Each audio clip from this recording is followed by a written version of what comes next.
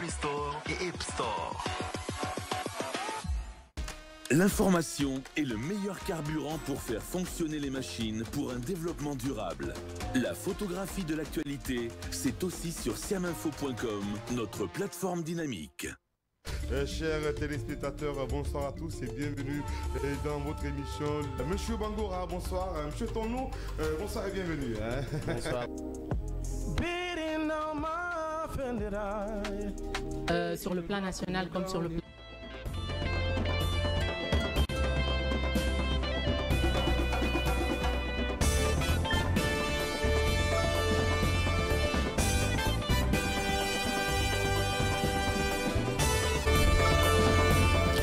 Bonjour à toutes, bonjour à tous. Merci de nous choisir tous les matins quand il est 9h temps universel. Vous êtes sur KVI TV, canal 410, 113 sur Star Times.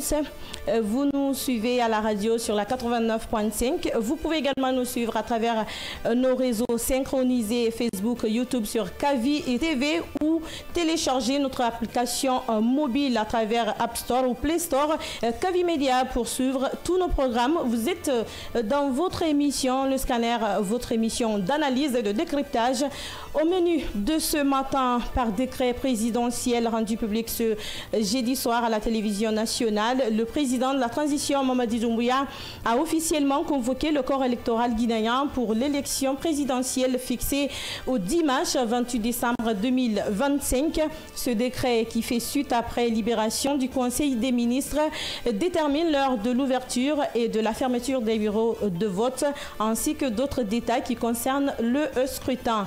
Vous allez suivre le décryptage dans cette émission et nous allons revenir sur la liste définitive des candidats à la présidentielle publiée par la Cour suprême. Certaines figures sont connues du peuple et d'autres pas vraiment. Nous allons donc nous faire le devoir de vous les présenter. Il y a plusieurs profils, vous allez le constater. Transform Africa Summit 2025, ce grand événement que Conakry abrite depuis mercredi 12 novembre. Accueilli pour la première fois en Afrique de l'Ouest, la 7e édition du Transform Africa Summit est placée sous le thème l'intelligence artificielle pour l'Afrique, innover localement, impacter globalement. Cette édition marque donc un tournant pour le continent, réunissant plus de 2000 participants venus de 40 pays autour d'une même ambition, bâtir une intelligence artificielle conçue par et pour les Africains. Conakry ouvre donc la voie d'une intelligence artificielle africaine inclusive et souveraine. Sur le sujet, nous recevons une invitée, Madame Joëlle Tavares, qui donc évolue dans le domaine de la technologie. Elle est à Conakry pour prendre part à cet événement qui est donc le TAS. Et puis, nous irons au Sénégal pour parler de ce bras de fer qui existe entre le président Diomaye Faye et son premier ministre Ousmane Sonko. Et les deux hommes ne sont pas d'accord et le font savoir publiquement, principalement par voie de communiqué officiel. Mardi 11 novembre, au soir, le président Bassirou Diomaye Faye annonce donc la démission d'Aïssatou Mbodj, proche d'Ousmane Sonko et dirigeante de la coalition présidentielle, pour la remplacer par Aminata Touré, conseillère spéciale du président et coordonnatrice de sa campagne électorale en 2024. Une décision désapprouvée par le Premier ministre Sonko. Sur la question, nous allons joindre dans cette émission Abdoulaye Diédhiou, journaliste basé au Sénégal. Mesdames et messieurs, installez-vous donc confortablement. C'est maintenant que le débat commence.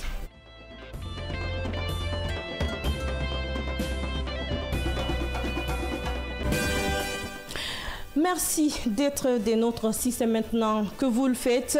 Vous êtes dans votre émission Le Scanner. Merci de votre fidélité à ce programme.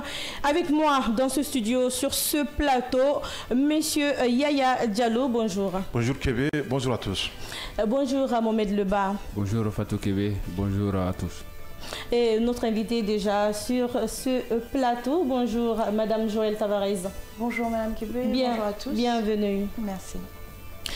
Ce premier sujet, liste avant donc d'aller sur le décret présidentiel, liste définitive des candidats retenus par la Cour suprême pour participer au scrutin présidentiel. Ils sont 9 sur la liste, cette sous bannière de partis politiques et de candidatures indépendantes. Nous allons donc défiler leur profil pour vous permettre de mieux les connaître. Si donc la régie est prête, nous partons avec ce PAD enregistré par Bangali Camara. Ils sont 9 à briguer la présidence de la République.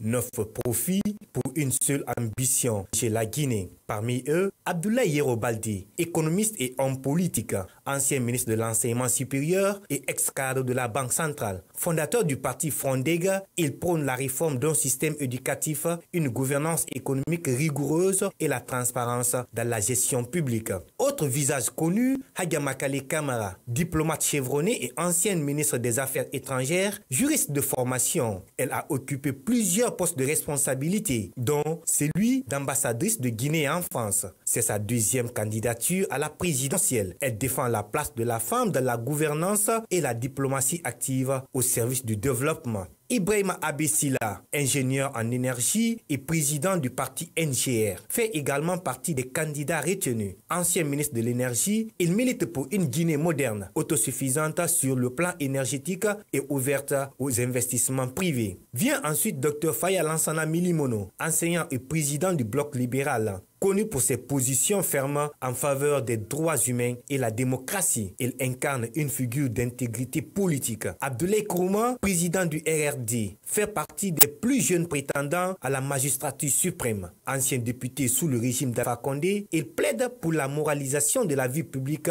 et une meilleure redistribution des richesses. C'est sa deuxième participation à une élection présidentielle. Mohamed Nabé, ancien ministre du budget et haut fonctionnaire international, mise sur rigueur et le redressement économique. Son programme repose sur la transparence budgétaire et la discipline financière de l'État. Autre figure du paysage politique est la Hadj Bouna Keïta, entrepreneur et président du Rassemblement pour une Guinée prospère RGP. Candidat pour la troisième fois, il défend la valorisation du secteur privé, la création d'emplois et le développement local. Parmi les candidats indépendants, Madi Doumbouya, officier des forces spéciales.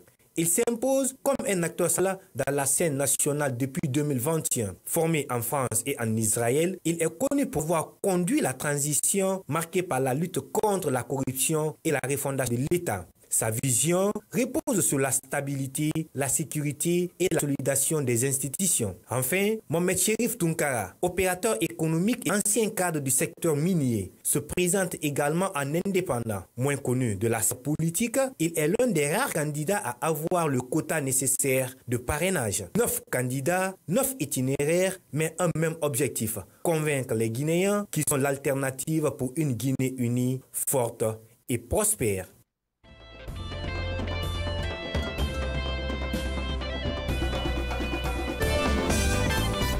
Vous l'aviez compris, c'était donc le commentaire de Bangali Camara qui nous a fait le profil de ces 9 candidats retenus pour la présidentielle de 2025. Mohamed Leba, peut-être... Oui, peut-être il faut aller en profondeur pour parler de certaines choses qui n'ont pas été dites, disons, dans ce reportage. On va commencer par Abdoulaye Yero Baldé du Front démocratique de Guinée, titulaire d'une maîtrise, disons, en économie obtenue à la Sorbonne, Paris. Il faut le dire, il a occupé des postes stratégiques et au niveau national et au niveau international, notamment à la Banque mondiale de 1996 en 2002, il est premier vice-gouverneur de la Banque centrale de la République de Guinée. Il a également appartenu au gouvernement d'Alpha Condé. Bangali l'a rappelé dans cet élément. Il a appartenu au gouvernement d'Alpha Condé où il a occupé quand même, disons, les fonctions de ministre de l'enseignement supérieur et de la recherche scientifique. En ce moment, il n'avait pas encore, c'était pas rajouté l'innovation. Donc, il faut le dire, depuis 2016 à 2020, il avait d'ailleurs même démissionné de ce poste avant de réapparaître après la prise de pouvoir en 2021. Il faut dire que sa candidature à cette élection présidentielle a étonné plus d'un. Pourquoi? vu qu'il a demeuré silencieux depuis son départ du gouvernement. Nous allons parler également de Abessila, Ibrahim Abessila, de la nouvelle génération pour la République NGR, qui n'est pas méconnu, disons, de la sphère quand même politique guinéenne, titulaire d'une maîtrise en électricité électronique.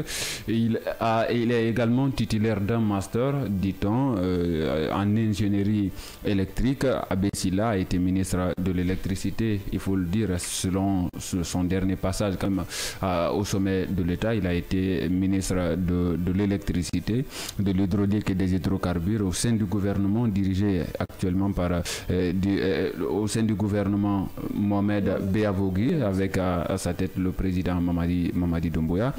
Donc il faut dire que pour son parcours politique, il était candidat à l'élection présidentielle de 2010 où il était classé 6e, il faut le rappeler, sur 24 candidats avec 3,23% des voix lors de cette élection majeure dans notre pays. En mars 2020, il est élu député à l'Assemblée nationale jusqu'à la dissolution de l'institution à la prise de pouvoir par le CNRD. Alors, nous allons parler de Dame Makali Camara, et aussi qui n'est pas, disons, à sa première expérience, surtout en ce qui concerne la course au fauteuil présidentiel. Makali Camara du Front pour l'Alliance nationale, la FAN, est juriste de formation, et s'il s'agit aujourd'hui de parler surtout d'un parcours, surtout au-delà même de l'aspect politique, il faut dire que Makali Camara n'est pas quelqu'un à présenter, que c'est quelqu'un, disons, avec une expérience surtout professionnelle, parce que Dame Makali Camara a été ministre de l'Agriculture en 1994.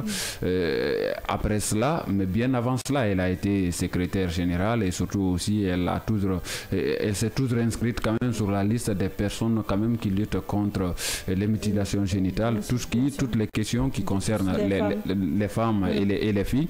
Et au-delà de ça, il faut dire que de 2007 en 2011, elle a occupé quand même, disons, des fonctions d'ambassadrice plénipotentiaire, notamment en France, on parle de Monaco également, au Portugal. Donc elle est résidente à Paris, il faut le dire. Docteur Makali a également été ministre des Affaires étrangères, surtout c'est son dernier... un peu dans la diplomatie. Évidemment, donc c'est pourquoi on dit qu'elle est diplomate. Elle a été ministre des Affaires étrangères également sous, il faut le dire, sous la gouvernance d'Alpha Condé, notamment avec... elle avait remplacé François Loncenifal, que nous connaissons, un ancien premier ministre en Guinée ici. Elle avait été succédée par Mamadi Touré, que nous connaissons également, qui n'avait pas longtemps duré à ce poste-là. Nous allons passer à Faya Minimono. Faya Minimono, qui n'est plus, disons, à présenter, surtout quand il s'agit de la sphère politique, parce que pour l'air, il faut dire que c'est l'opposant ou l'un des opposants quand même les plus critiques vis-à-vis du pouvoir actuel. Donc Faya Minimono du bloc libéral, et qui quand même, disons, qui a commencé sa carrière politique en 1991 lorsque le multipartisme est autorisé avec le Parti guinéen du progrès et PGP d'Abdoulaye Portos Diallo. Je ne pense pas si vous connaissez Abdoulaye Portos. Après une longue rupture, il revient en politique en 2008 dans l'opposition avec, disons, la nouvelle génération pour la République NGR. Et il faut le dire que Faya Minimono a également participé à l'élection présidentielle de 2015 où il a été placé, je crois bien, 3e derrière Alpha Condé et Cellou Dalein Diallo. Donc il est à sa deuxième participation, parce que sûrement, peut-être que si je me trompe, Diallo pourrait me rappeler, en 2020 il n'avait pas été candidat, il n'avait pas participé au double scrutin, et non plus il n'avait pas décroché un siège à l'Assemblée nationale. On va parler d'Abdoulaye Kourouma. Abdoulaye Kourouma, disons, il est un produit de l'université guinéenne. Il a étudié tout d'abord à l'université de Cancan. Après, il a décroché une bourse d'études pour la Russie. Abdoulaye Kourouma, quand même, disons, en ce qui concerne l'administration publique, il n'a pas eu de fonction, mais il a quand même évolué dans le secteur privé. Abdoulaye Kourouma a été candidat à la présidentielle de 2020 et il a même, disons, décroché un siège à l'Assemblée nationale. Il a appartenu à la 9e législature. Pour Bouna Keïta également aujourd'hui n'a plus à être présenté surtout quand il s'agit d'une expérience électorale pour la présidentielle en Guinée. Bouna Keïta qui commence sa carrière politique en 1993 avec une participation à l'élection présidentielle. Il a également participé à l'élection présidentielle de 2010 où il avait obtenu 0,08%. Et avant de devenir allié d'Alpha Condé, il est parvenu à décrocher un siège à l'Assemblée nationale lors des législatives de 2020, occupant le poste de premier vice-président de la commission environnement à l'Assemblée nationale. Mohamed Cherif Tounkara, expert en sécurité, il faut dire opérateur économique. Mohamed Cherif Tounkara, aujourd'hui et surtout avec cette liste définitive dressée par la Cour, validée par la Cour suprême, est parvenu à faire quelque chose où beaucoup ont démissionné. Il s'agit de se faire parrainer. Il a obtenu quand même, disons, les voix nécessaires ou le nombre nécessaire de parrainage pour être candidat indépendant, disons, sur cette liste électorale aujourd'hui validée par la Cour suprême. Mohamed Nabé de l'Alliance pour le renouveau et le progrès, ARP, issu de la sphère également économique, il faut dire qu'il a été ministre du budget, dit-on. Également expert électoral au Nigeria en 2023 et également en Guinée équatoriale. Il faut dire que Mohamed Nabé est à sa première expérience pour une participation à une élection majeure dans notre pays, à une élection tout court, il faut le dire, dans notre pays. Bien sûr, bien sûr. Le dernier candidat, bien entendu, Mamadi Doumbouya. Je dirais que c'est le candidat le plus connu. Aujourd'hui, oui, parce que c'est lui le président de la République. Mamadi Doumbouya a été quand même, disons, découvert par beaucoup de Guinéens en 2018 lors du défilé du 2 octobre. C'était au stade du 28 septembre. Au stade du 28 septembre.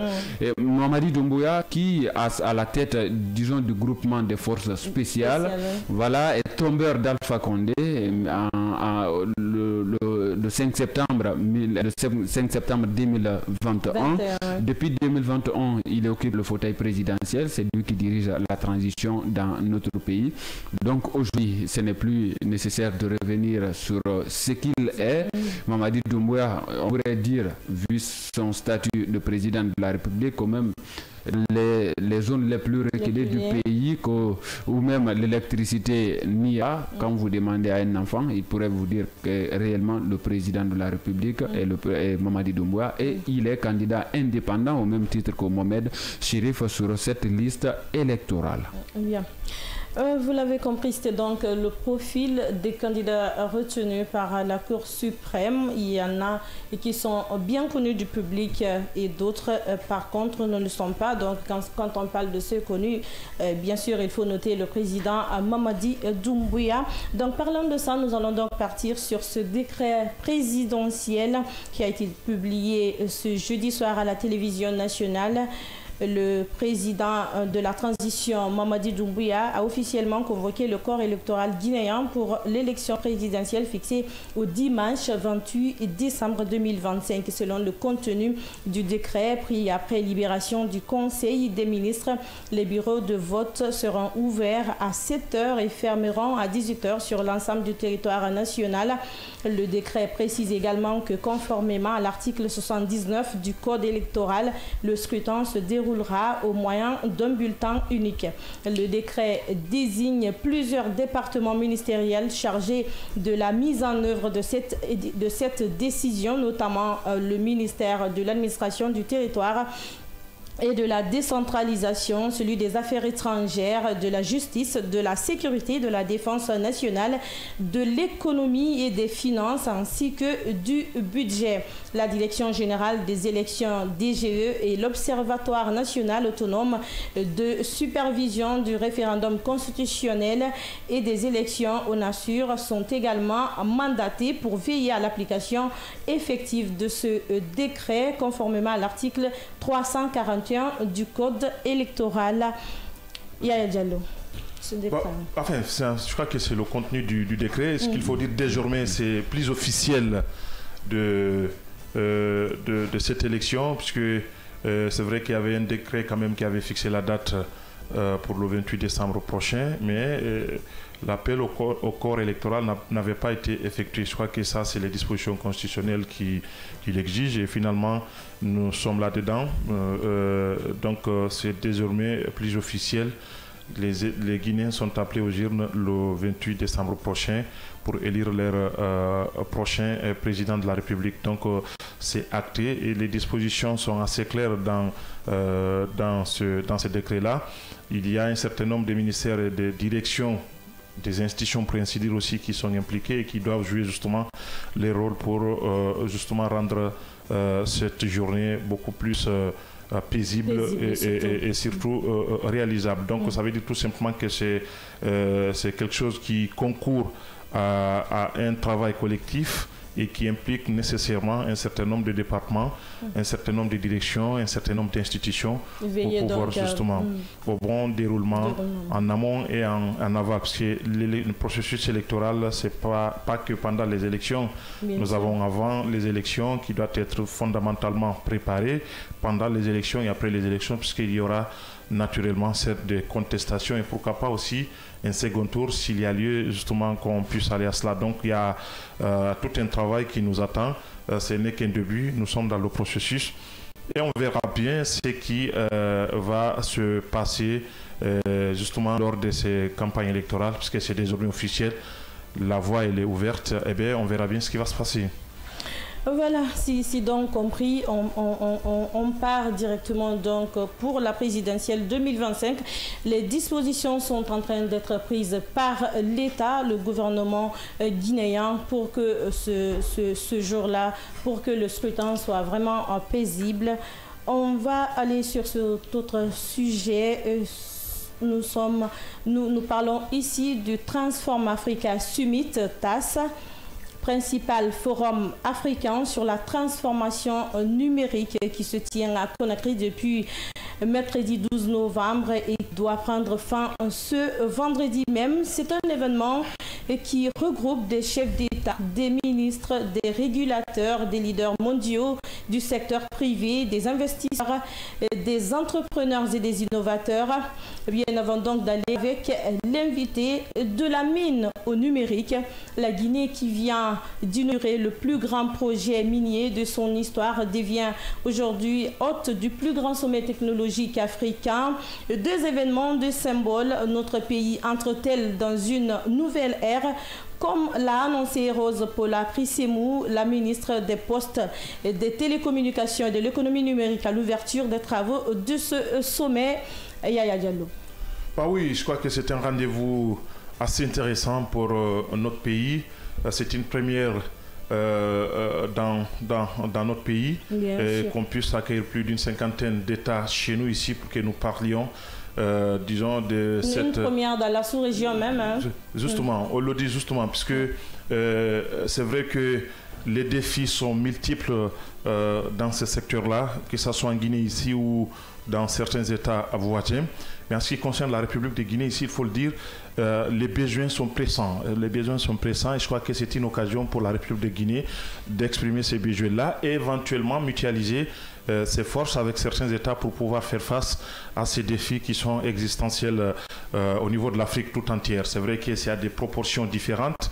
Il y a certains États quand même qui ont pu quand même franchir certaines certaines étapes. C'est le cas de la Côte d'Ivoire qui a plusieurs câbles sous-marins. C'est le cas du Sénégal qui a plusieurs câbles sous-marins aujourd'hui qui permet de justement stabiliser la connectivité et pourquoi pas permettre à l'État de développer d'autres aussi, d'autres segments dans le numérique. Donc c'est pour autant dire qu'aujourd'hui c'est une occasion solennel pour la Guinée de tendre la main aux autres et pourquoi pas aussi aux géants du numérique à travers le monde, puisque j'ai posé la question au directeur de la GLAB l'autre fois où il m'avait dit effectivement que pour qu'on puisse avoir ou réceptionner un câble sous-marin, cela nécessite beaucoup de moyens et qu'un seul État ne peut pas faire face à cela. Donc, soit c'est à travers ces géants qui peuvent, si justement nous sommes, l'accès là aussi, parce que cela aussi existe de l'accès, ou à travers justement une synergie entre États, et finalement vous essayez justement de faire parvenir les câbles à travers ces États-là, éventuellement partager, les dividendes. Donc ça veut dire que la Guinée a une occasion pour pouvoir justement essayer de faire face à tout cela. Ensuite aussi, ce sont les infrastructures numériques. Aujourd'hui, nous n'en avons pas assez, et pour faire face à ces défis-là, je crois que les préalables sont là, et les préalables sont connus de tout le monde, et je pense qu'on aura les mots qu'il faut, le discours qu'il faut pour pouvoir convaincre les uns et les autres, afin que le numérique soit justement un des leviers pour notre développement. Et cela, il passe avec, l'éducation, puisque pour mieux justement faire passer le message, éventuellement inviter les uns et les autres, notamment la jeunesse, à s'y aventurer, c'est l'école. Il faut passer à l'école. Et je pense que c'est un élément fondamental pour que nous puissions justement connaître cette révolution numérique tant attendue dans notre pays. Révolution numérique tant attendue dans notre pays. Et donc, pour aborder le sujet, nous avons déjà sur ce plateau Madame Joëlle Tavares, qui est notre invitée ce matin, qui est donc une participante à cet événement. Transform Africa Summit, qui est le TAS. Aujourd'hui, c'est la Guinée qui reçoit ce grand événement technologique qui est à sa 7e édition. Et pour la première fois en Afrique de l'Ouest, donc l'honneur à la Guinée de l'abriter.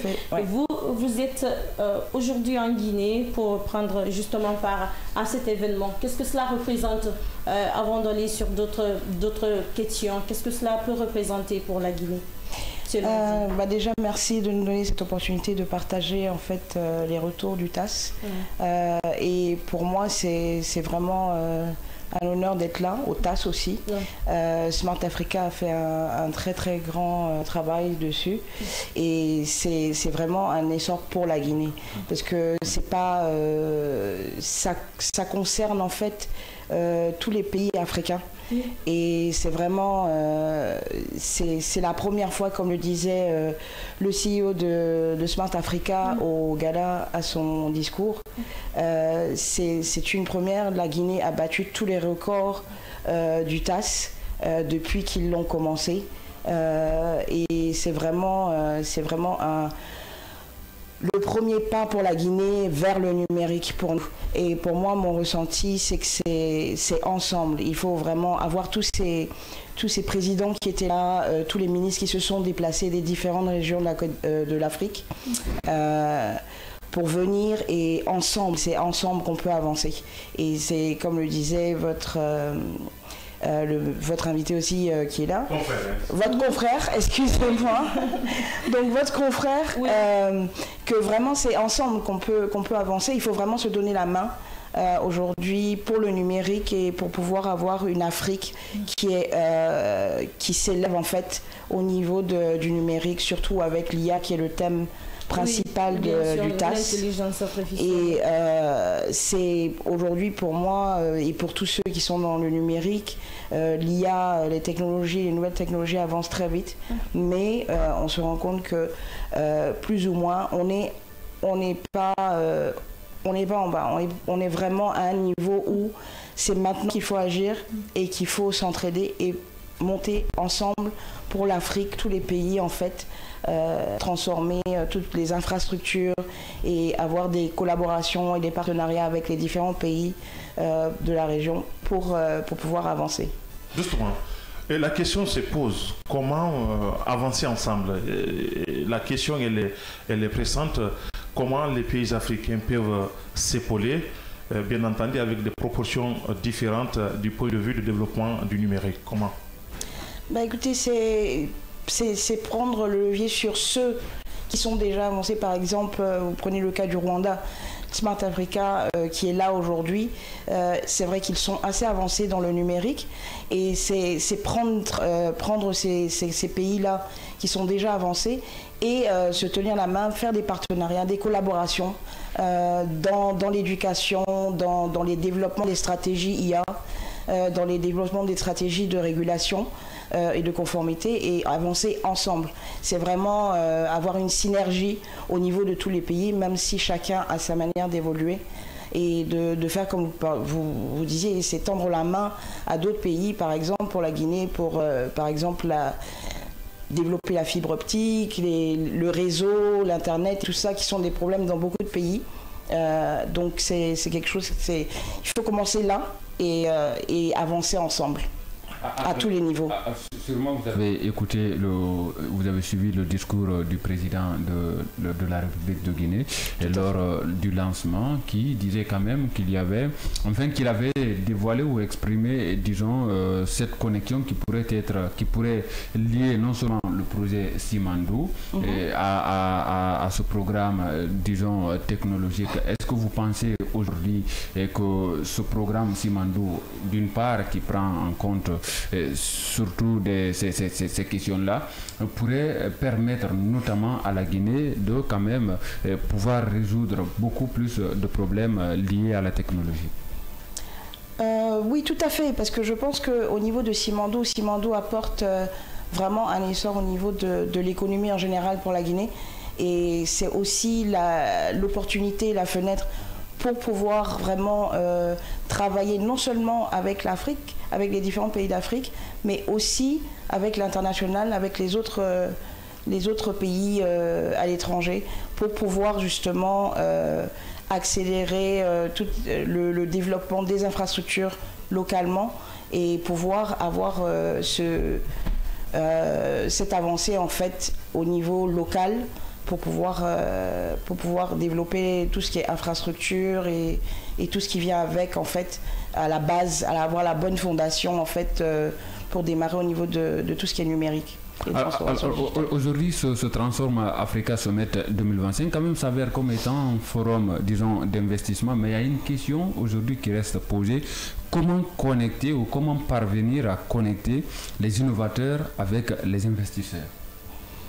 Écoutez, je pense que c'est déjà le premier pas pour cette connexion-là, le TAS, parce qu'il y a beaucoup de compagnies qui sont venues de loin. Par exemple, j'ai été invitée dans le cadre du TAS, mais par une compagnie Kaspersky, qui est une très grande compagnie renommée au niveau de la cybersécurité. Et donc, il y en a déjà qui sont interpellés. On voit aujourd'hui qu'il y a beaucoup le regard en fait de l'Europe ou de l'Asie ou des États-Unis se fixe vers l'Afrique en termes de l'avenir en fait dans le numérique aussi. On est inclus et ils savent que c'est un domaine qui est important pour tout le monde.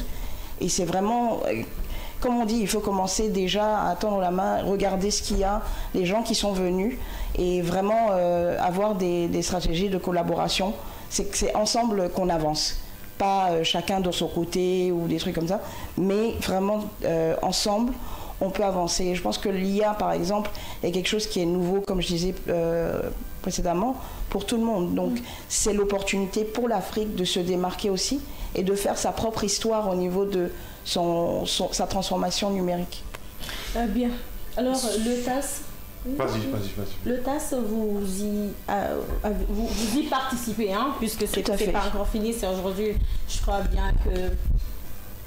Donc, le TAS, quels ont été les contenus ou quels sont les contenus? On parle d'échanges, de panels ou même, comme on appelle, de projections de certains contenus liés justement à l'intelligence artificielle, tout ce qui est technologique. Est-ce que vous pouvez nous parler un peu vraiment les travaux qui ont marqué Alors il y a énormément de panels, énormément de sujets en fait qui sont débattus.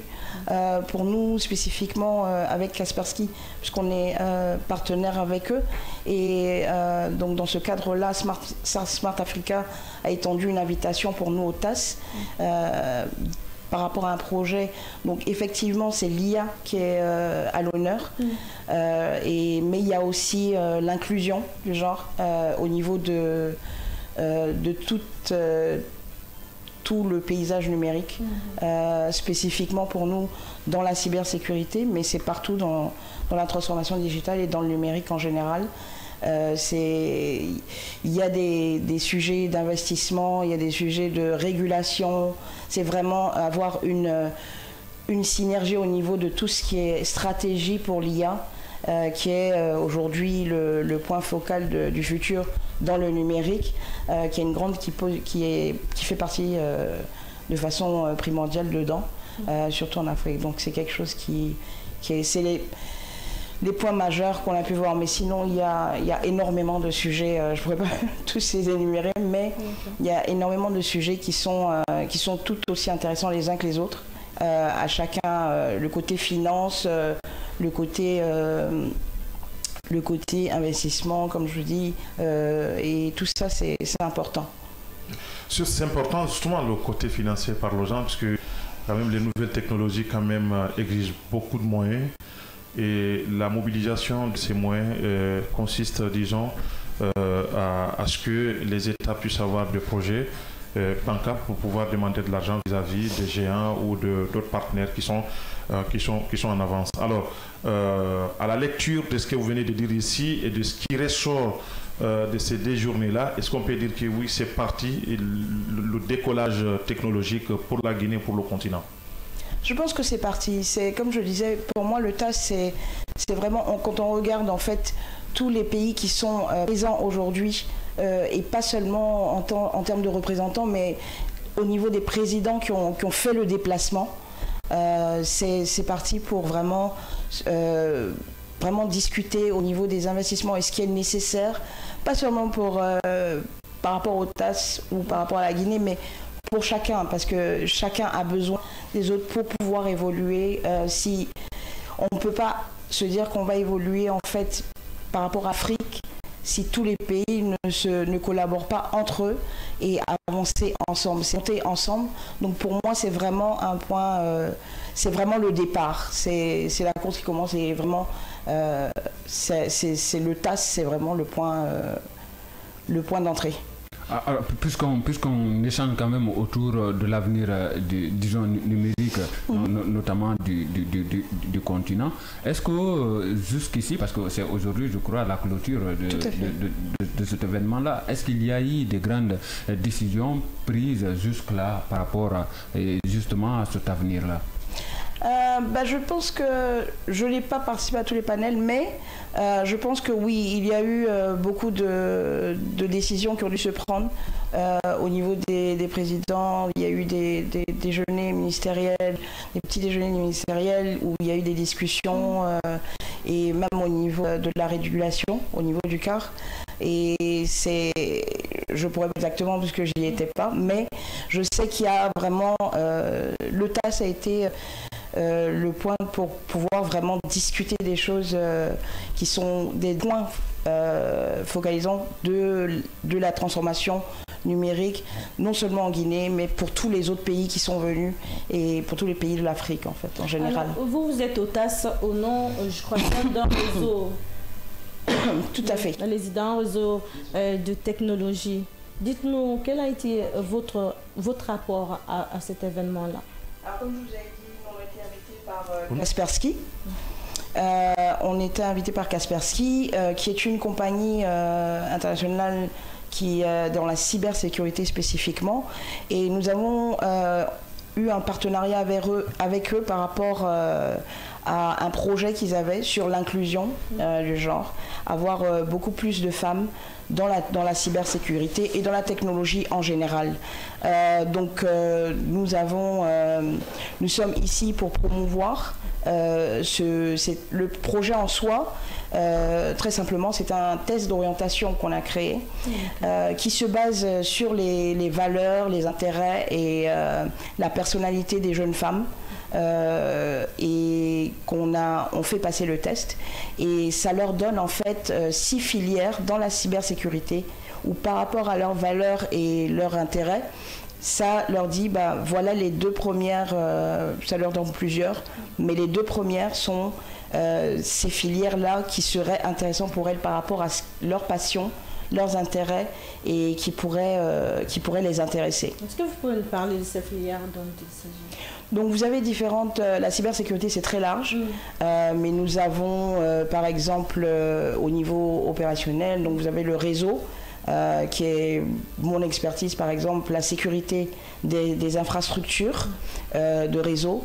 Mais il y a aussi le côté cybermenace pour traiter les cybermenaces. Il y a le côté gérance des risques et des conformités au niveau des entreprises. Donc il y a énormément de...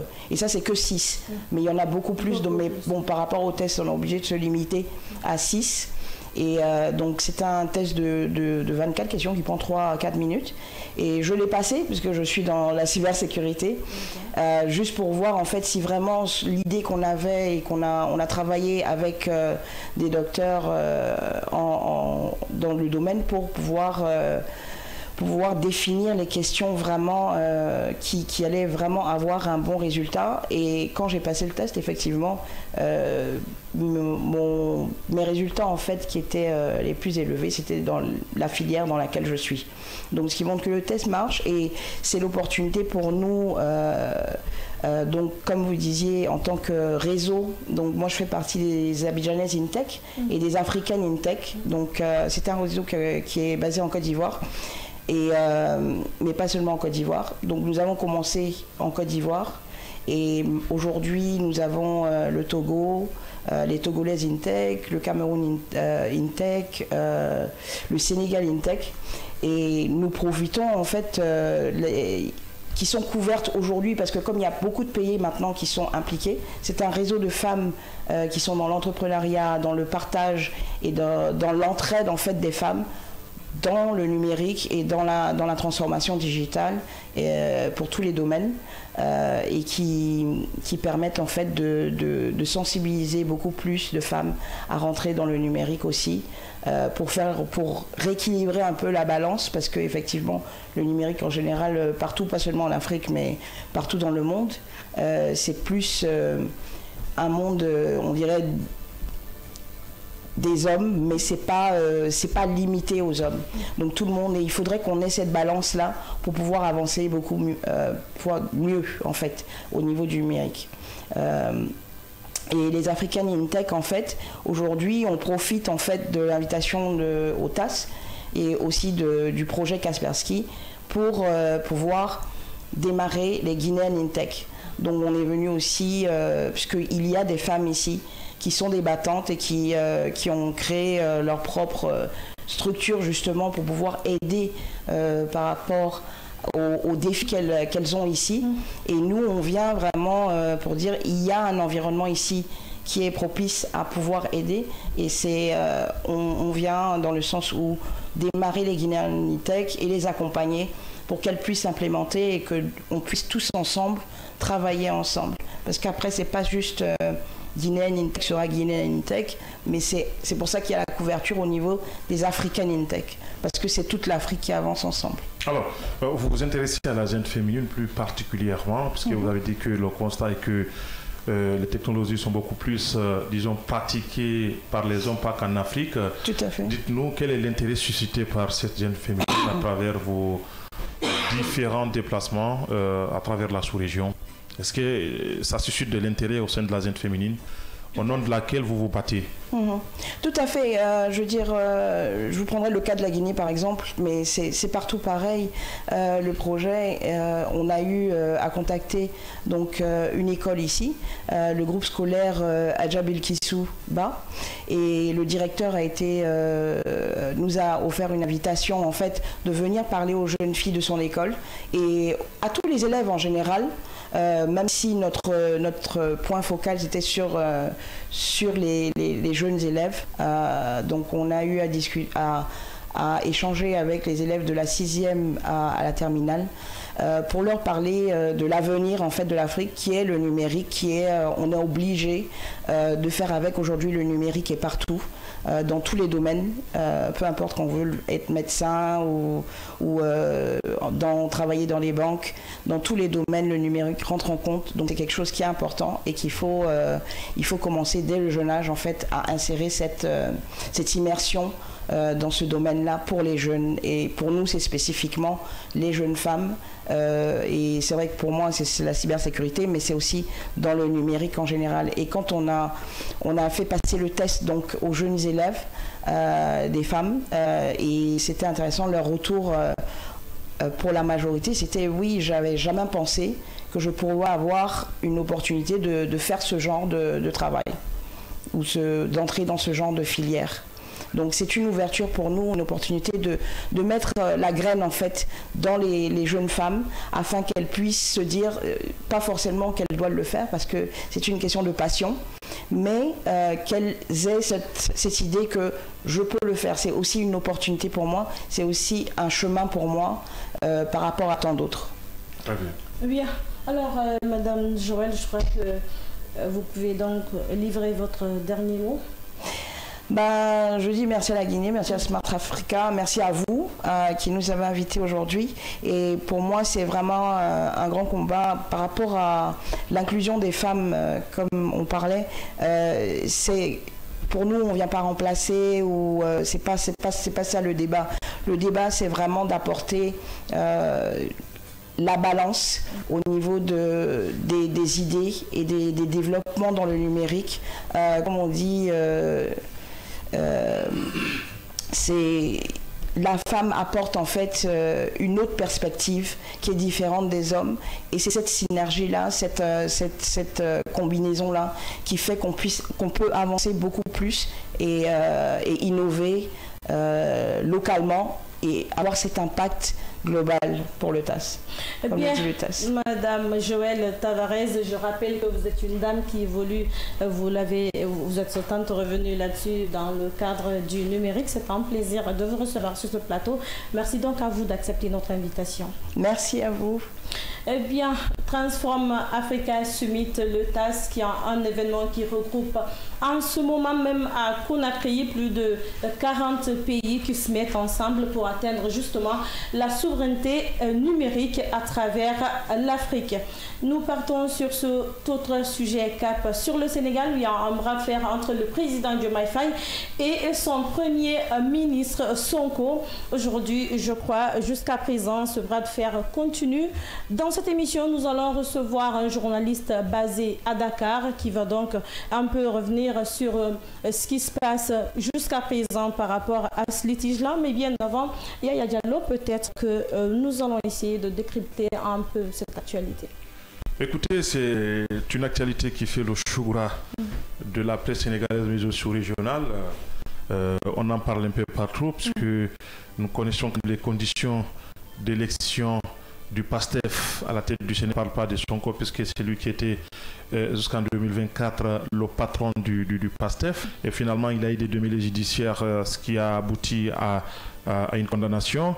Et bien finalement, il ne pouvait plus être éligible. Il a passé le flambeau à un de ses lieutenants, en l'occurrence Diomaye Faye, qui fut élu président dès le premier tour. Alors jusque-là, c'est un tandem qui quand même fonctionnait plus ou moins bien au sommet de l'État. Mais vous savez, l'usure du pouvoir aussi a ses réalités. Finalement, il y avait eu à un certain niveau aussi quelques, disons, contradictions dans le cadre de la conduite des affaires publiques. Il y avait Sonko qui était beaucoup plus catégorique vis-à-vis de certaines pratiques de par le passé, qui voulait justement régler des comptes ou tout au plus exiger ce qu'on appelle la réduction des comptes des anciens dirigeants du Sénégal. Donc une vision qui avait carrément opposé les deux hommes parce qu'il y avait Faye qui était là, qui était beaucoup plus conciliant et qui ne voulait pas justement régler des comptes et qui voulait s'inscrire dans la continuité et puis éventuellement évoluer. Alors à partir de là, il y a eu né amené une dissension idéologique entre les deux hommes. Et bien finalement, qu'est-ce qui se passe? Que c'est sur la nomination d'un certain nombre de ministres à la tête du gouvernement sénégalais. Et vous savez, il y a ce qu'on appelle des ministères régaliens.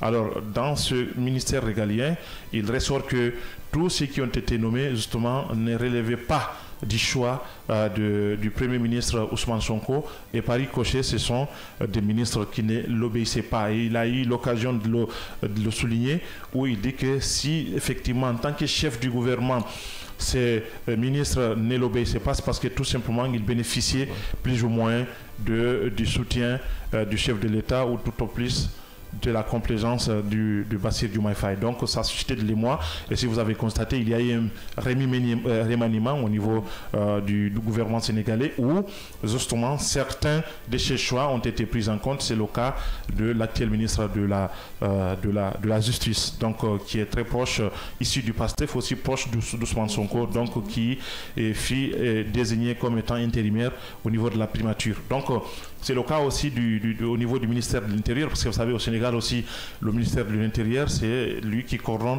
les élections. Donc c'est vrai qu'il y a une administration électorale, mais tout est coiffé par le ministère. Donc ce sont des ministères régaliens. Donc finalement, ça aboutit à un consensus où Sonko avait eu ses hommes à lui. C'est vrai que celui de la défense et celle des affaires étrangères, finalement, il a sauté, je crois que c'est un homme qui est venu.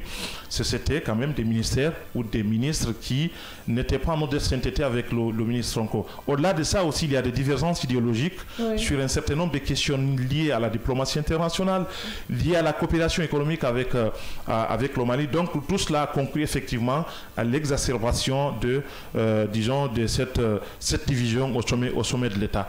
Alors, en dernier cas, puisque c'est ce qui fait quand même que nous en parlons dans ce studio, c'est qu'il y a le président Bassirou Diomaye Faye qui avait pris un acte, dit-on, un décret limogeant la coordinatrice de l'alliance Diomaye président qu'il a porté au pouvoir, en l'occurrence Mbouich. Donc finalement, celle-là a été sommée justement de quitter son poste, tout en organisant ce qu'on appelle une conférence de leaders ayant composé cette alliance-là.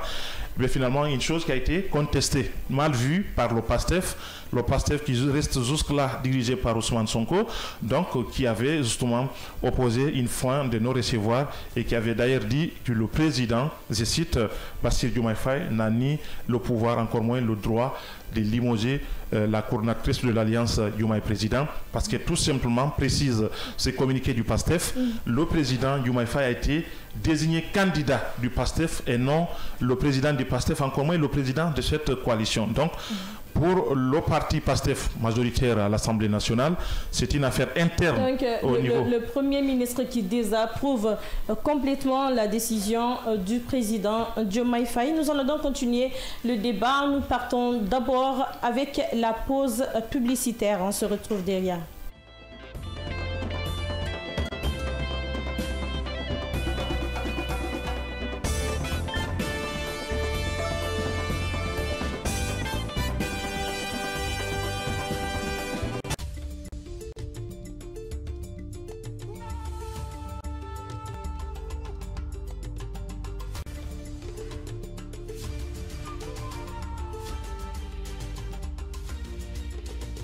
Kavi TV, la télé du développement.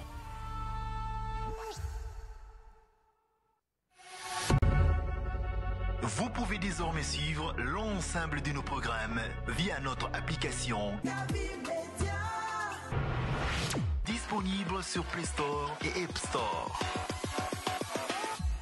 Chez Mondial Express, nous transformons vos voyages en une expérience inoubliable. Faites confiance à notre expertise pour des services de qualité supérieure. Grâce à notre service d'assistance visa, simplifiez toute démarche administrative à travers nos experts. Avec notre service billetterie, réservez vos billets pour toutes les destinations du monde avec facilité. Profitez de notre flotte de véhicules modernes et fiables pour tous vos déplacements à travers notre service de location de véhicules. Grâce à notre service d'évacuation sanitaire, comptez sur notre service réactif et professionnel pour vos besoins médicaux à l'international. Assurez-vous d'un environnement impeccable avec nos services de nettoyage de qualité. Transportez vos marchandises en toute sérénité grâce à l'expertise de notre service de transit. Développez vos compétences d'agent de voyage avec nos formations spécialisées suivies de stages pratiques au sein de nos équipes. Contactez-nous dès aujourd'hui au plus 224 613 00 39 69 ou au plus 224 613 00 39 70. Nous sommes situés à Manquepas, 4e avenue, immeuble Dabo, commune de Kaloum. Visitez notre site internet au www.mondialexpress.net. Mondial Express, chaque voyage est une histoire. L'information est le meilleur carburant pour faire fonctionner les machines pour un développement durable. La photographie de l'actualité, c'est aussi sur siaminfo.com, notre plateforme dynamique. Chers téléspectateurs, bonsoir à tous et bienvenue dans votre émission. Monsieur Bangora, bonsoir. Monsieur Tonou, bonsoir et bienvenue. Bonsoir. Sur le plan national comme sur le plan international, quel sentiment t'anime? Tu ne m'as même pas laissé essayer une fois au moins.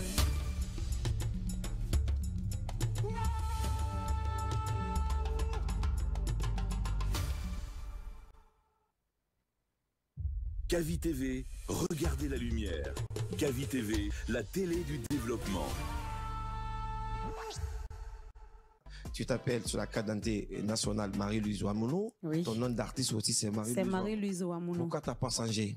C'est ce nom que mon papa m'a donné, donc je n'ai pas voulu changer. Et donc tu ne partages pas l'idée avec les artistes qui changent Non, chacun a son vie.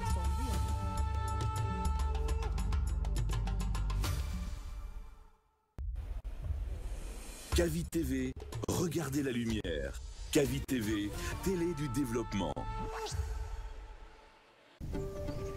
Kavi TV, c'est plus qu'une chaîne. C'est la voix de ceux qui construisent, innovent et transforment leur quotidien. Reportages, magazines, débats, documentaires. Chaque contenu est pensé pour informer, éduquer et éveiller les consciences. Agriculture, éducation, santé, environnement, entrepreneuriat. Les vrais enjeux du développement sont au cœur de notre mission. Kavi TV, la télévision de développement, proche des réalités, tournée vers l'avenir. Informer pour agir, inspirer pour grandir. Rejoignez-nous sur Kavi TV.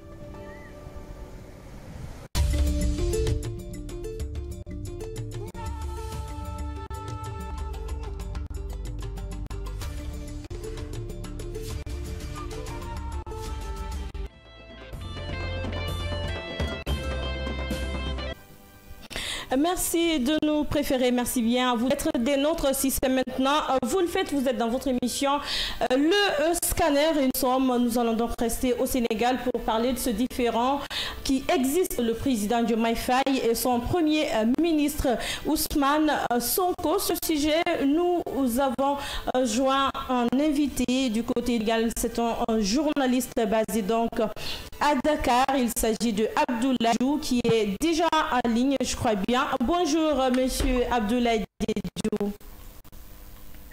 Bonjour Fatou Kébé et bonjour à tous ceux qui écoutent Scanner actuellement en Guinée au Sénégal.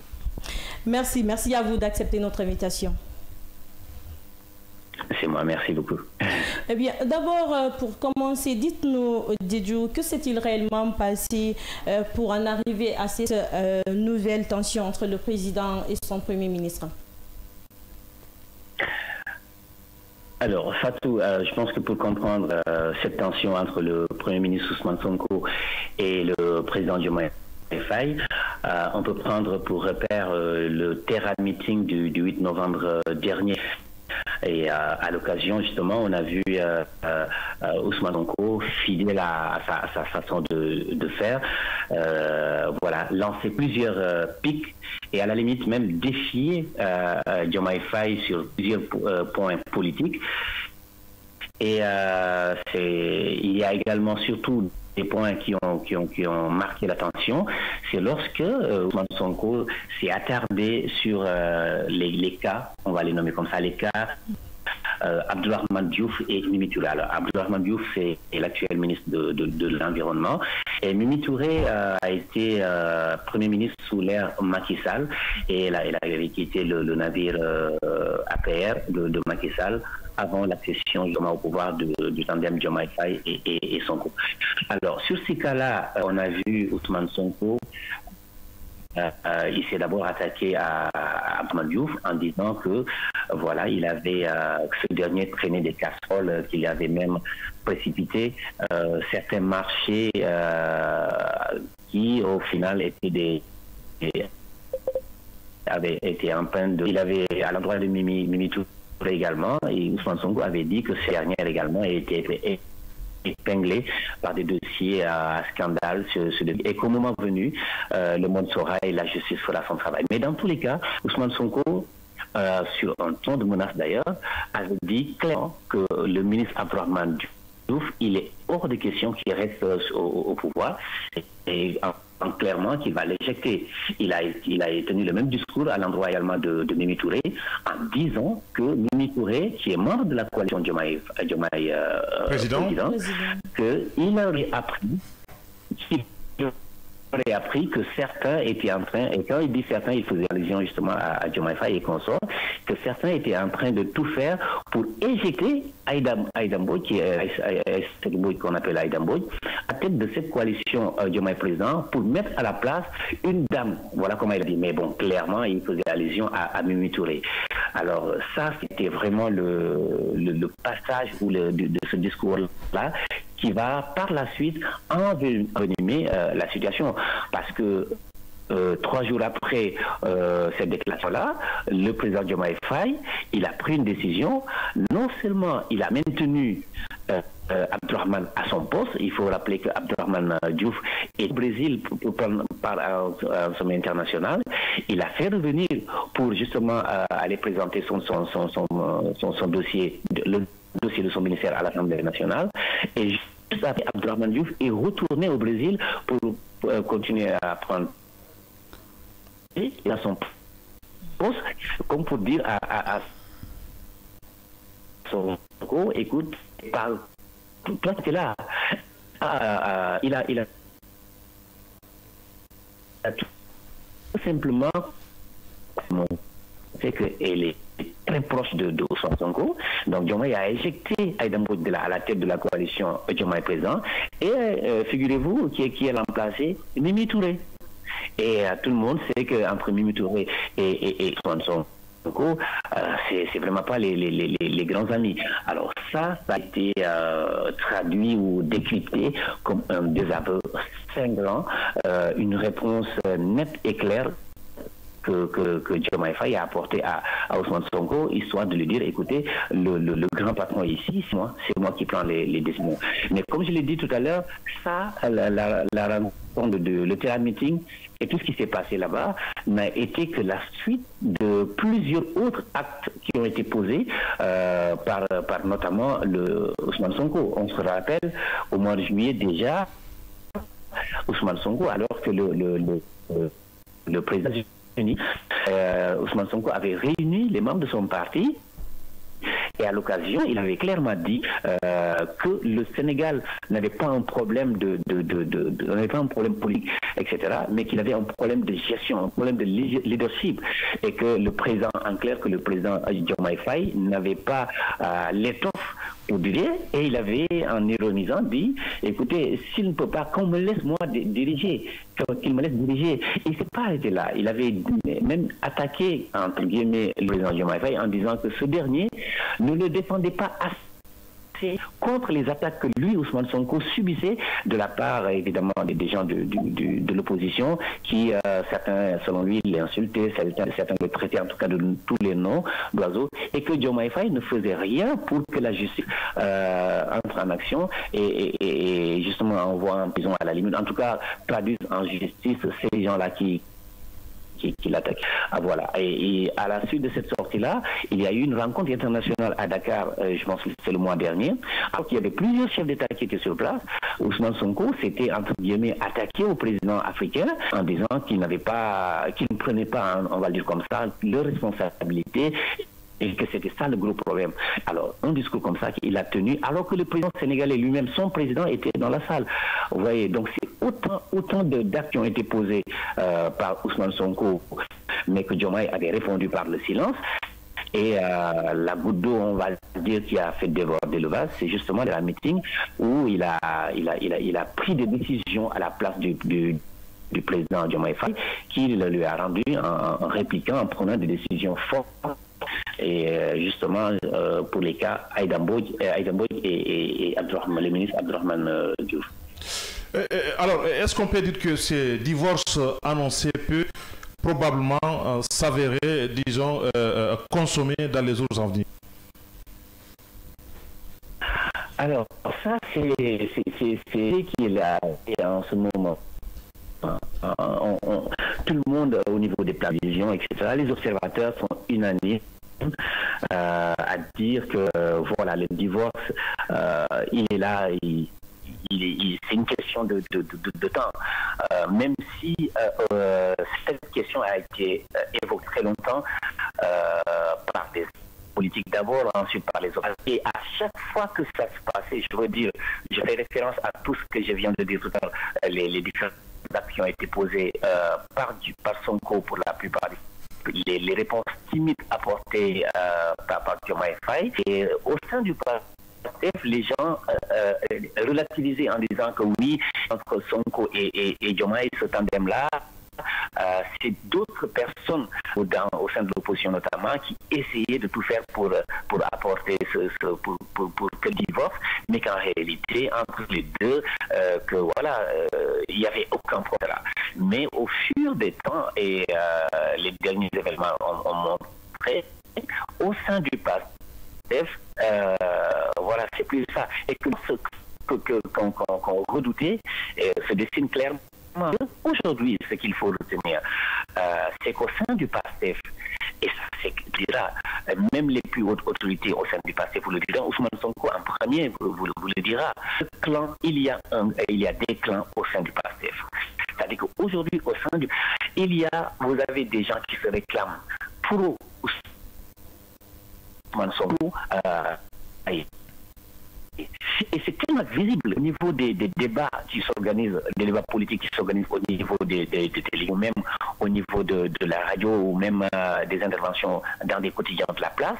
Vous avez tout le temps, par exemple à la télé, vous avez sur un même plateau des gens de l'opposition, des gens de la société civile, des gens de PASTEF de façon générale, mais qui arrivent sous des casquettes différentes, c'est-à-dire que ceux-là qui arrivent sous la casquette pro Sonko et ces autres arrivent sous la casquette pro Diomaye.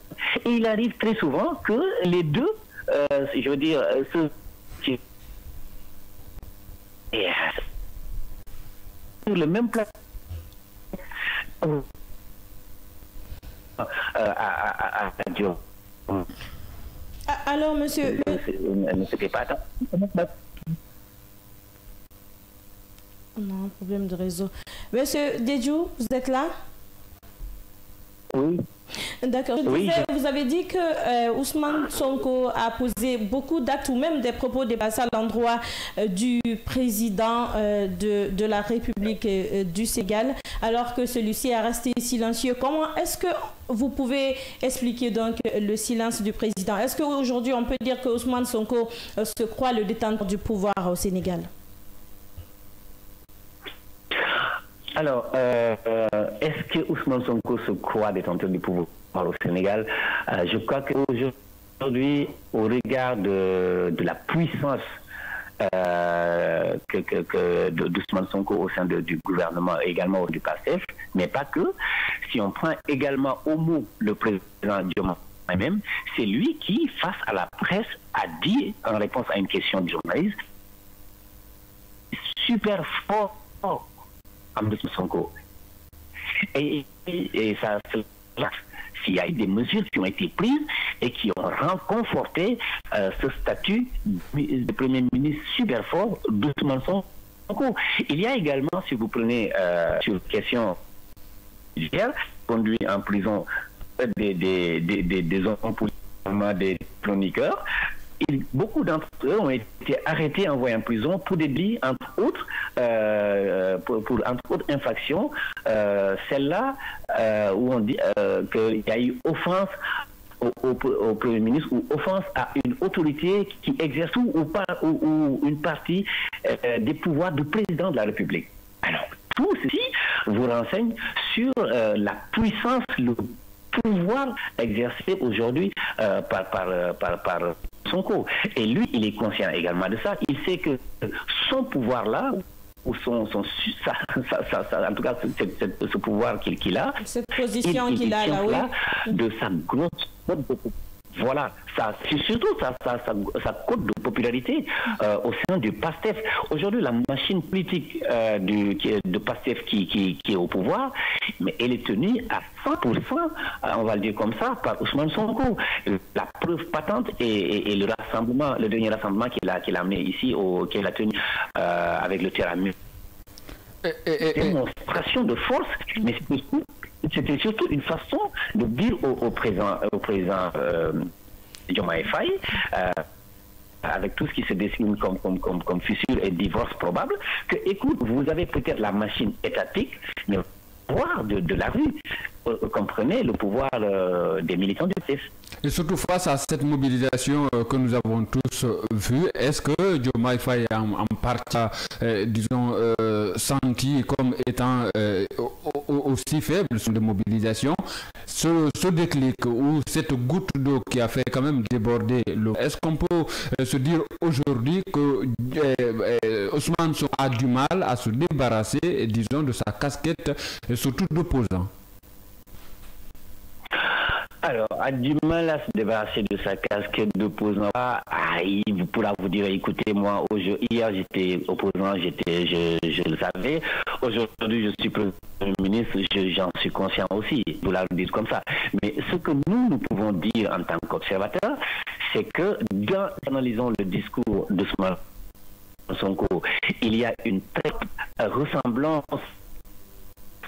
Il disait hier, en tant qu'opposant, Ousmane Sonko, on l'a vu, il a fait sur plusieurs où il s'attaquait entre guillemets à la gestion du pouvoir et en parlant de malversation financière, il s'est attaqué à la justice, il s'est attaqué à la presse, et c'est le même discours également. Ce qui a changé un peu ou ce qui a évolué dans ce discours-là, c'est qu'aujourd'hui, il a greffé au lot des attaques, entre guillemets, son partenaire de toujours, c'est-à-dire que celui qui est devenu aujourd'hui de la République, qu'il a lui-même proposé en Diomaye Moïse Sonko, Sonko Moïse Diomaye, comprenez, c'est Diomaye et Sonko, Sonko et Diomaye. Alors c'est peut-être ce qui a évolué, mais sinon c'est quasiment le même discours qu'on a apporté. Alors dans l'opposition c'était ça, et c'est aussi ça, avec ce discours-là, qu'il galvanisait la foule. C'est avec ce discours-là qu'il a eu cette cote de popularité immense qui l'a accompagné. Et aujourd'hui, par exemple, au sein du Terra Meeting, au sein de la population, lorsqu'on a interviewé certains, beaucoup, en tout cas qui ne se réclamaient pas de PASTEF ou en tout cas pro-Sonko, beaucoup se disaient, écoutez, nous, on s'attendait à ce que Ousmane revienne sur des discours, par exemple, économique. On sait tous que le Sénégal traverse actuellement une situation économique très délicate, très très éprouvante, et on attendait justement que Ousmane Sonko revienne sur les questions liées à l'exploitation du pétrole, les perspectives économiques avec le FMI, qu'est-ce qu'on peut trouver sur l'agriculture, qu'est-ce qui va changer, la pêche, etc., etc.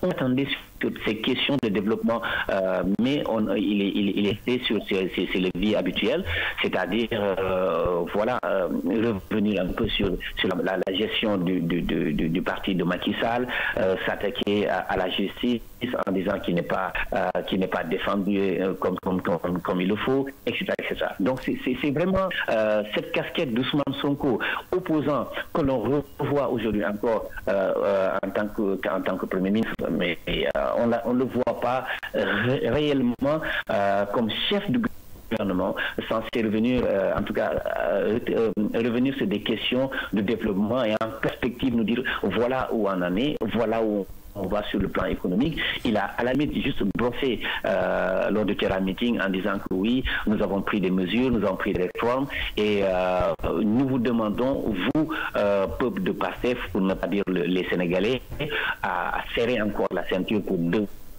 ou 3. Mais sinon, globalement, il a axé son intervention sur des questions habituelles. Voilà que la situation. Ablaye Diédhiou, alors revenons un peu en arrière, parce que pour beaucoup d'observateurs, le point d'achoppement, les deux dirigeants du côté du Sénégal est parti surtout de cette affaire qui opposait Ousmane Sonko à Dame Ngom, l'ancienne ministre de Macky Sall, l'ancienne ministre de la culture de Macky Sall.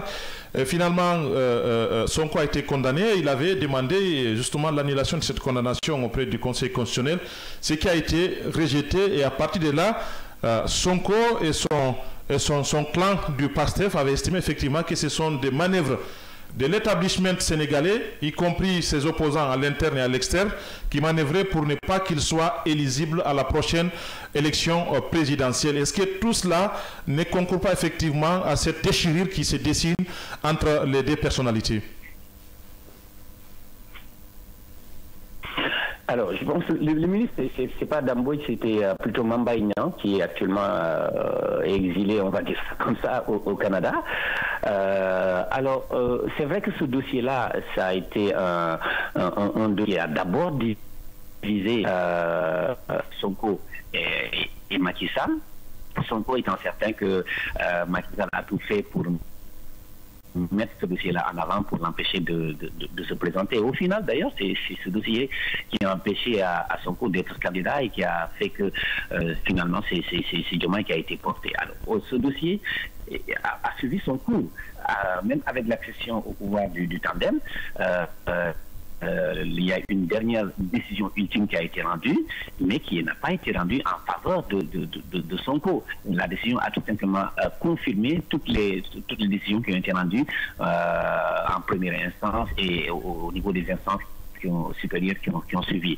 Et donc, pour beaucoup, en dernier sort, fait que Sonko ne peut plus être candidat. Alors, pour d'autres, le ministre de l'Intérieur, Bamba Cissé, qui est avocat, et il a entamé en tout cas les procédures qui devraient permettre à Ousmane Sonko d'être candidat, parce que simplement il serait dans cette qu'est-ce que je veux dire, l'amnistie, voilà, il serait couvert par l'amnistie. Et donc, il est possible qu'il soit candidat. Alors, monsieur Abdoulaye Diédhiou, dites-nous aujourd'hui, comment cette situation est-elle perçue au sein de l'opinion publique sénégalaise? Alors, au sein de l'opinion publique sénégalaise, elle est perçue évidemment différemment. C'est selon qu'on soit proche, selon qu'on soit déjà du PASTEF, ou qu'on soit proche de Sonko, ou proche de Diomaye, ou alors tout simplement qu'on soit de l'opposition ou de la société civile. Alors, si du côté, en tout cas du côté du PASTEF ou des pros, la situation est perçue comme une sorte de trahison de la part du président Diomaye Faye, qui aurait trahi tout simplement son ami de toujours, celui-là qui l'a porté au pouvoir, son mentor, Ousmane Sonko. Et que d'ailleurs, voilà. Alors dans les réseaux, au niveau des réseaux sociaux d'ailleurs, vous avez les patriotes se sont tous fait. Et ces ultras, on va les appeler comme ça, ces ultras très proches de Sonko, ils n'ont pas manqué Sonko. Ils ont égratigné Sonko, Abdourahmane Diouf, Mimi Touré. En tout cas, ce sont les derniers qui ont pris pour leur grade et ils ont été traités de tous les noms. Diomaye y compris a été traité de traite. Alors, du côté des pro-Diomaye, pour eux, Diomaye n'a que trop enduré des attaques subies de la part de Sonko. Et que la réplique qu'il a apportée, qu'il aurait pu apporter cette réplique depuis très longtemps, où c'est sorti. Alors pour eux, Diomaye ne peut pas être un traître, que Diomaye n'a fait aujourd'hui que prendre des mesures qui sont à la dimension de l'autorité qu'il est. Alors du côté de l'opposition également, les gens se disent que tout simplement on n'en a pas besoin aujourd'hui. Le Sénégal ne doit pas rester avec cette situation au plan économique. Les enjeux doivent être ailleurs. Le tandem devrait tout simplement taire ces divergences-là et s'occuper des questions urgentes de l'heure. Et le même discours est porté également par le Sénégal, etc. Pour eux, des questions politiques. Alors, Ablaye, une question de précision. C'est justement par rapport à cette situation économique qui traverse le Sénégal, puisque c'est quand même au sommet de l'État intervient dans un contexte où le Sénégal fait face à des difficultés, disons, économiques liées à son programme avec le FMI. Et au même moment, on a découvert, disons, une dette de plus de 11 milliards de dollars. Donc, tous ces problèmes aujourd'hui se multiplient sur l'économie sénégalaise. Dites-nous comment tout cela va être éventuellement géré si l'EM s'est transformé en duel. C'est ce qui est ressorti des différents débats. Les experts qui sont lancés sur la question sont unanimes.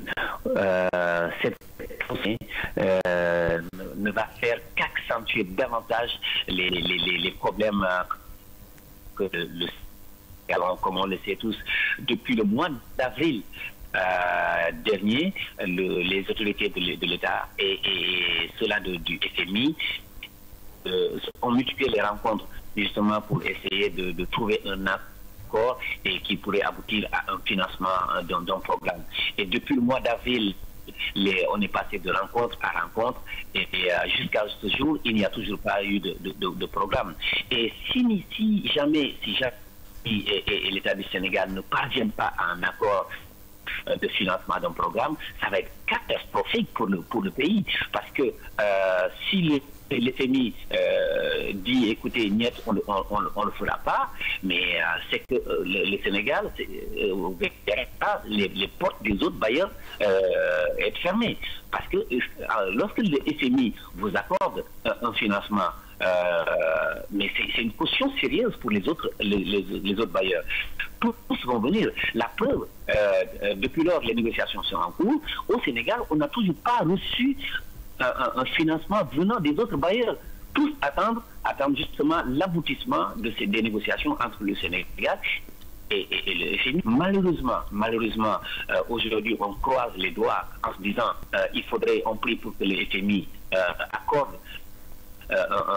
ce financement-là, mais dans le même temps, on craint cet accord-là, parce que le FMI, en acceptant de financer un programme, mais va tout de suite vous dire, écoutez, on va le faire sous les conditions.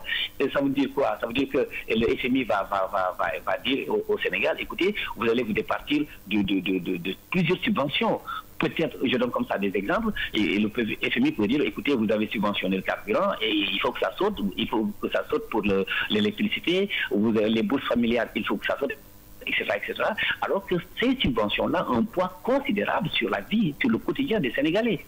Et si justement un accord similaire venait à être trouvé entre le FMI et le Sénégal, ça va être catastrophique. Mais à l'heure actuelle, le Sénégal a besoin d'un accord, quoi qu'il en soit, même le FMI là devait s'imposer. Le Sénégal en a besoin, pas simplement parce que il y a un montant qui va venir, mais parce que avec cet accord-là, le Sénégal pourrait se tourner vers d'autres bailleurs qui seraient beaucoup plus enclins à présent de venir pour étudier d'autres programmes de financement. Et dans tous les cas, financement de FMI ou pas, la situation sera catastrophique sur le plan économique pour le Sénégal. Bien. Alors Ousmane Sonko l'a dit lors du Terra Meeting, pour pallier à cela, il a mis en place plusieurs réformes qui sont basées sur des taxes, par exemple sur le tabac, l'alcool, les jeux de hasard, etc.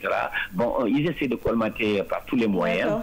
pour essayer et à terme, il devait avoir au moins 6 d'après ses prévisions. C'est compris, Monsieur Abdoulaye Didjou. Merci donc à vous pour toutes ces précisions concernant cette affaire. Merci à vous vraiment d'accepter notre invitation dans cette émission.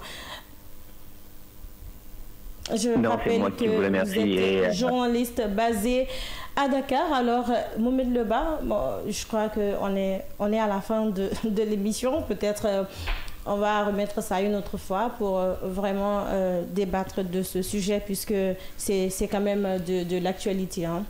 Là, en attendant, peut-être qu'il y aurait peut-être, disons, des rebondissements, mais pour le moment, je crois que tout a été dit concernant ce bras de fer, ce duel désormais qui, disons, voilà, qui absorbe totalement le tandem qui existait entre les deux hommes à la tête quand même de l'État sénégalais. On attend de voir peut-être qu'avec l'évolution de l'actualité de ce côté-là, mais pour le moment, il faut se dire quand même que tout semble, disons, mal parti entre les deux et que les relations entre les deux hommes battent de l'aile. Attendons donc de voir et espérons donc qu'il en découle un terrain d'entente entre ces deux hommes, ces deux grands hommes de l'État sénégalais. Donc nous, ici, on va vous dire au revoir.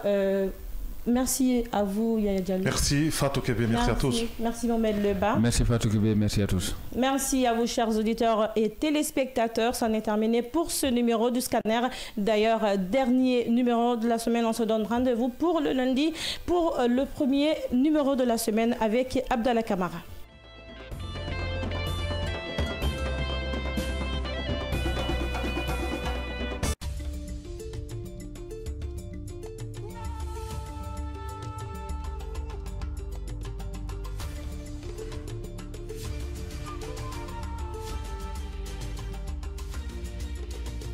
Kavi TV, la télé du développement.